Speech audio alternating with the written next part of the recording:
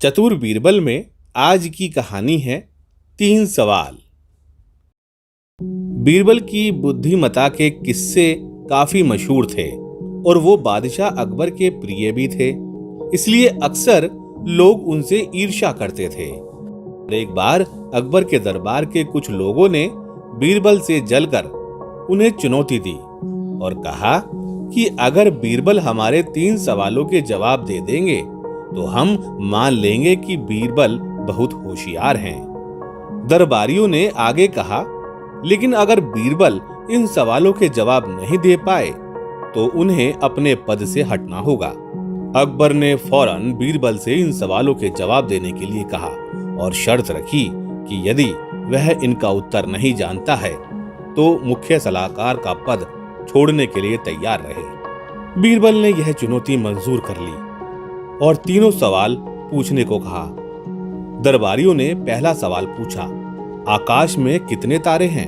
बीरबल मुस्कुराए और शांति से जवाब देने लगे। बीरबल एक भेड़ को ले आए और दरबारियों से कहा कि इस भेड़ के शरीर पर जितने बाल हैं, ठीक उतने ही आकाश में तारे हैं। आपको यदि विश्वास ना हो तो आप गिन सकते हैं। फिर दरबारियों ने दूसरा सवाल पूछा, धरती का केंद्र कहाँ है? दूसरे सवाल के जवाब में बीरबल ने 2 रेखाएं खींची और उसमें लोहे की छड़ डाल दी और कहा कि यही धरती का केंद्र है। जिसे यकीन ना हो वह नाप सकता है। अब दरबारियों ने अंतिम सवाल पूछा, सारे संसार में कितने स्त्री और कितने पुरुष हैं?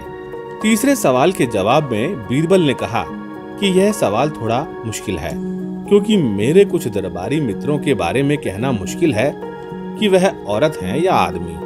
अगर उनको मार दिया जाए तो इसका जवाब दिया जा सकता है। बीरबल के जवाब सुनकर बादशाह बेहद खुश हुए और उन्हें चुनौती देने वाले भी समझ गए कि बीरबल के आगे किसी की खिचड़ी नहीं पकने वाली, क्योंकि उनकी बुद्धिमता का कोई सानी नहीं। इस कहानी से हमें यह सीख मिलती है, ऐसी कोई समस्या नहीं जिसका समाधान ना हो और ऐसा कोई सवाल नहीं जिसका जवाब ना हो। बस अपनी सूझबूझ और बुद्धिमता का इस्तेमाल करना जरूरी है।